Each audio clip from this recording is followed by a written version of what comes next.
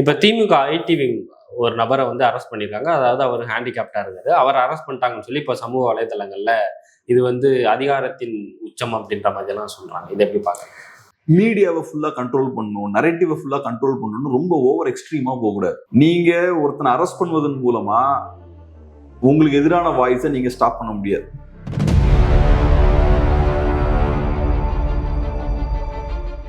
Arrest பண்ண அந்த நபர்கள்லாம் famous தான். தாவேக்காவை அட்டாக் பண்றவங்க மட்டும் நீங்க அரெஸ்ட் பண்ணக்கூடாது. திமுகவை அட்டாக் பண்றவங்களையும் அரெஸ்ட் பண்ணணும், அதிமுகவை அட்டாக் பண்றவங்களையும் அரெஸ்ட் பண்ணணும், என்டிகேவை அட்டாக் பண்றவங்களையும் அரெஸ்ட் பண்ணணும்.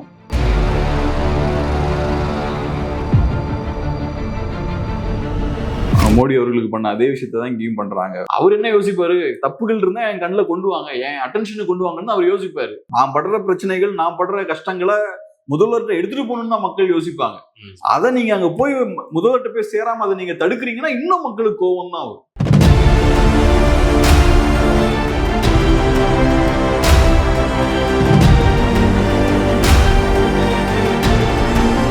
உலகத் தமிழர்கள் அனைவருக்கும் வணக்கம். அரசியல், வரலாறு, சினிமா செய்திகளை காண பாலிசி பல்ஸ் சேனலை சப்ஸ்கிரைப் செய்து ஆதரவு தாருங்கள். நன்றி.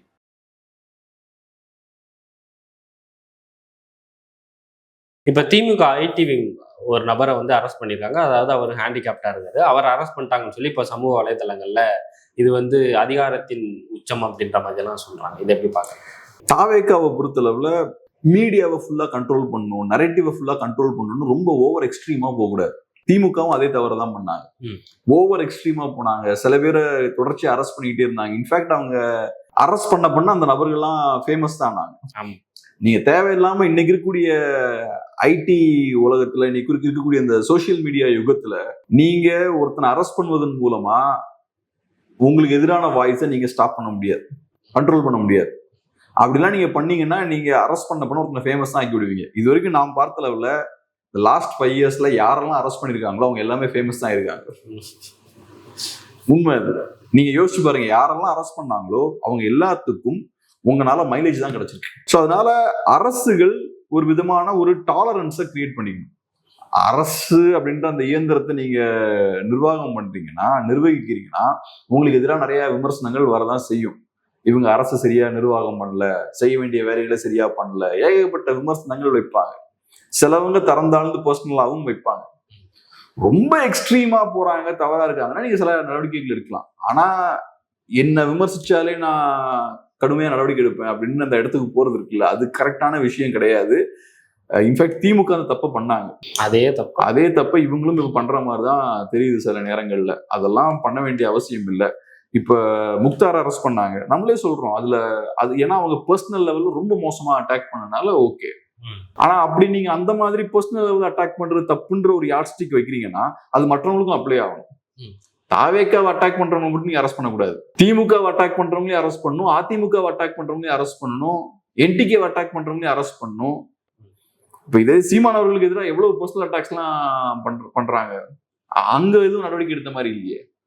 அப்ப வெறும் தாவேக்காவை மட்டும் யாரும் அட்டாக் பண்ணக்கூடாது அப்படின்னு இருக்க கூடாது. சோசியல் மீடியால இந்த மாதிரி பேசுறதெல்லாம் ரொம்ப சீரியஸா எடுத்து அரெஸ்ட் பண்றேன்னு போறதுலாம் அவ்வளவு கரெக்டா இருக்காது. அதை ஸ்மூத்தா விடுறது. ஏன்னா ஒரு பாயிண்ட் வரைக்கும் உங்களுக்கு பிரச்சனை இல்லாத மாதிரி இருக்கும். பேசுறவங்கலாம் தூக்கிக்கிட்டே இருப்போம்னு நினைப்பீங்க. அப்புறம் 2 வருஷம் கழிச்சு உங்களுக்கு எதிரான ஆன்டி இன்கம்பன்சி பில்ட் ஆக ஆரம்பிக்கும். அதுக்கப்புறம் நீங்க இதே மாதிரி கண்ட்ரோல் பண்ண முடியாது. அது உங்களுக்கு சிக்கலா தான் போய் முடியும். முதல்வர் அவர்கள் அவரோட தொகுதிக்கு போறாரு, பெரம்பூர் தொகுதிக்கு. மக்கள் பெருமளவா கூடியிருக்காங்க, வரவேற்கிறதுக்காக பூ எல்லாம் வாங்கி வச்சிருக்காங்க. ஆனா அதே சமயத்துல இன்னொரு சைடு என்னன்னா, ரோட்டு பக்கத்துல இருக்க இந்த குப்பைகள் இதெல்லாம் பார்க்க கூடாதுன்ற மாதிரி ஒரு தடுப்பு சுவர் மாதிரி டெம்பரரியா ஒண்ணு எழுப்பியிருக்காங்க. இதை எப்படி கம்பேர் பண்றாங்கன்னா, மோடி வரும்போது அவங்க என்ன பண்ணாங்களோ அதே தான் இவங்களும் பண்றாங்க. ஏன் மக்கள் இப்படிதான் வாழ்றாங்க, இந்த இடத்துலதான் வாழ்றாங்கிறத நீங்க பார்க்க கூடாதான்ற ஒரு கேள்வி. அவ்வளவுதான். மோடி அவர்களுக்கு பண்ண அதே விஷயத்தான் இங்கேயும் பண்றாங்க. ஒரு பிரச்சனைக்கு தீர்வு காணுவது கஷ்டம், ஆனா அந்த பிரச்சனையை மறைக்கிறது ஈஸி. ஒரு பிரச்சனைக்கு தீர்வு காணணும்னா அங்க இருக்கக்கூடிய மக்களோட வாழ்வாதாரத்தை பெட்டர் ஆக்கணும், அங்க இருக்கக்கூடிய இன்ஃப்ராஸ்ட்ரக்சரை பில்ட் பண்ணணும், கிளீன் ஆக்கணும். அதுக்கெல்லாம் கோடிக்கணக்காக செலவாகும். அதுக்கு ஒரு ஸ்கிரீனை போட்டு அதை மூடுறது ரொம்ப ஈஸி. அதனாலதான் மோடி அவர்கள் வரும்போது சைட்ல ஃபுல்லா ஸ்கிரீனை போட்டு மூடிட்டாங்க. அதே தான் இங்கேயும் பண்றாங்க. ஸோ அதனால இந்த மாதிரியான வேலைகள் பண்ணக்கூடியவங்களை முதல்வரும் கடுமையா வார்ன் பண்ணும். ஏன்னா முதல்வரை பொறுத்தளவுல போற இடத்துல எல்லாம் அவர் கரெக்டா பார்க்கணும் என்ன நடக்குதுன்னு. அப்ப அவரு கரெக்டா பாக்குறதுக்கு வாய்ப்பை கொடுக்கணும். அதை விட்டுட்டு அவரு கண்ணில் இது பற்றக்கூடாதுன்னு நீங்க கவர் பண்ணக்கூடாது. ஏன்னா அவர் கண்ணில் படலனாலும் அந்த பக்கம் போற மற்ற பொதுமக்கள் கண்ணில் அது படதானே செய்யும். அப்ப அதை தப்பா தானே பார்ப்பாங்க, அரசோட தோல்வியை தானே அதை பார்ப்பாங்க. அப்ப முதல்வரும் அதை பார்க்கணும். முதல்வர் அதை பார்த்தாதான் ஓ இவ்வளவு மோசமா இருக்கு, அப்ப நம்ம இதை சரி பண்ணணும்னு முதல்வருக்கும் தோணும். இப்ப தாவேக்கா இன்னைக்குதான் ஜெயிச்சிருக்காங்க. அங்க இருக்கக்கூடிய பிரச்சனைகளுக்கு நீங்க தான் காரணம்னு யாரும் சொல்ல போறது கிடையாது. இங்க சரியான இன்ஃப்ரா இல்லைன்னா அதிமுக திமுக இந்த கட்சியில் இதுக்கு முன்னாடி ஆட்சி பண்ணும்போது சரியா பண்ணலாம் சொல்ல போறாங்க. ஆனா உங்களை பொறுத்தளவுல அப்படியே அவர் கண்ணில் கூட தவறான விஷயங்கள்லாம் பற்றக்கூடாது, அவருக்கு அசௌகரியம் ஏற்படுற மாதிரி எந்த விஷயமும் நடந்துடக்கூடாது, அவர் கண்ணில் படக்கூடிய விஷயங்கள் எல்லாமே பாசிட்டிவா இருக்கும்னு நீங்க நினைக்கிறீங்க. இதை முதல்வரே விரும்ப மாட்டார். அவர் என்ன யோசிப்பாரு, தப்புகள் இருந்தா என் கண்ணில் கொண்டு வாங்க, என் அட்டென்ஷனுக்கு கொண்டு வாங்கன்னு அவர் யோசிப்பாரு. அப்ப அதுக்கான வாய்ப்பை ஏற்படுத்தணும். இந்த மாதிரியான விஷயங்கள் பண்ணக்கூடாது. இதெல்லாம் ரொம்ப தவறான விஷயம். என்ன நோக்கத்துல பண்றாங்கன்னு தெரியல. ஏன்னா யாரும் உங்களை போய் கேள்வி கேட்க போறது இல்ல, ஏன் இவ்வளவு மோசமா இருக்கு, கூவத்துல ஏன் சாக்கடை தண்ணி போயிட்டு யாரும் உங்ககிட்ட கேட்க போறது இல்ல, இல்லாட்டி இங்க ஏன் இந்த அழுக்கெல்லாம் அதிகமா இருக்கு. ஏன்னா இது பல ஆண்டுகள் இந்த மாதிரிதான் இருந்திருக்கு. இதெல்லாம் சரி பண்ணணும்னா நிறைய பணம் தேவை. ஆனா இந்த பிரச்சனைகளை ஏன் மூடி மறைக்கிறீங்க, அதுக்கான தேவை. அது அவரோட தொகுதி. ஸோ அப்ப இன்னும் கெட்ட பேர் தான் வரும். நீங்க மூடி மறைக்கிறீங்கன்னா அப்ப மக்களுக்கு இன்னும் கோவம் தான் வரும். நான் படுற பிரச்சனைகள், நான் படுற கஷ்டங்களை முதல்வர்கிட்ட எடுத்துட்டு போகணும்னு தான் மக்கள் யோசிப்பாங்க. அதை நீங்க அங்க போய் முதல்வர்கிட்ட போய் சேராம அதை நீங்க தடுக்கிறீங்கன்னா இன்னும் மக்களுக்கு கோவம் தான் வரும்.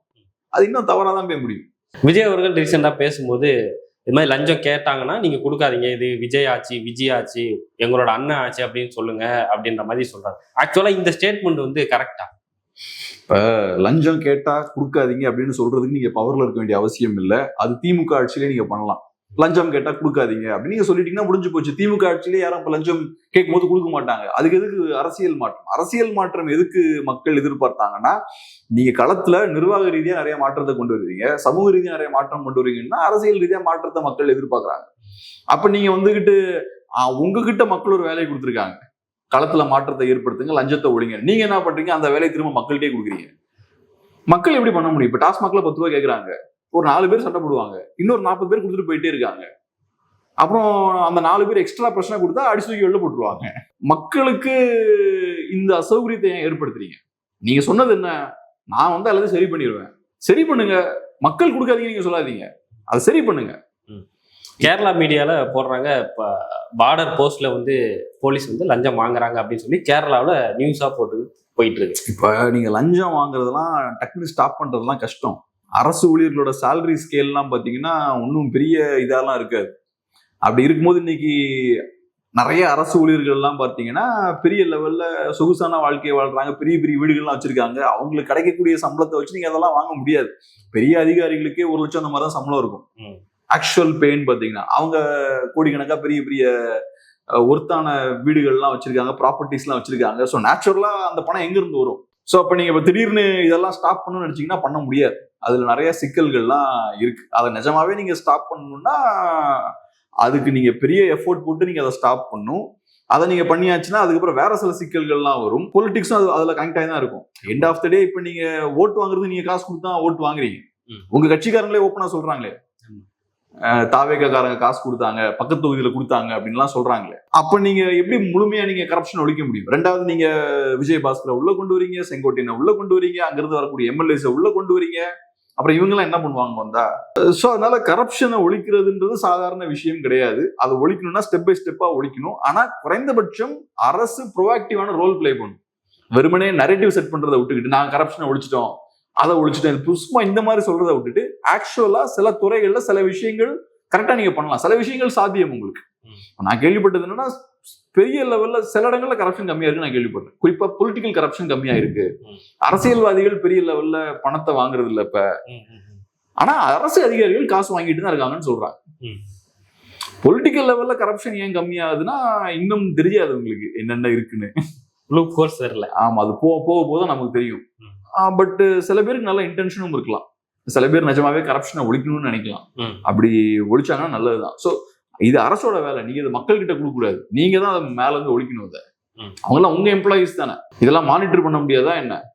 இப்போ ஒருத்தன் வந்து கள்ளச்சாராயம் காய்ச்சிட்டு இருக்கான்னு வச்சுப்போம், டக்குன்னு உடனே போய் தூக்குறீங்கல்ல, தெரியுது நம்ம பிசினஸ் ஒருத்தன் பிரச்சனை கொடுக்குறான்னா பட்டுன்னு தூக்குறீங்க. கோவிட் டைம்ல வீட்டுல உட்காந்து மதுபானங்கள் சில பசங்க உற்பத்தி பண்ண அவங்களாம் கரெக்டா தூக்குனீங்கல்ல. இப்ப வீட்டுல ஒருத்தன் கஞ்சா செடி வளர்த்தான், டக்குன்னு தூக்க முடியுது அவங்கனால. அப்ப அவ்வளவு தூரத்துக்கு கேர்ஃபுல்லா அவங்களால பண்ண முடியுதுன்னா இதை பண்றதுல என்ன சிக்கல்?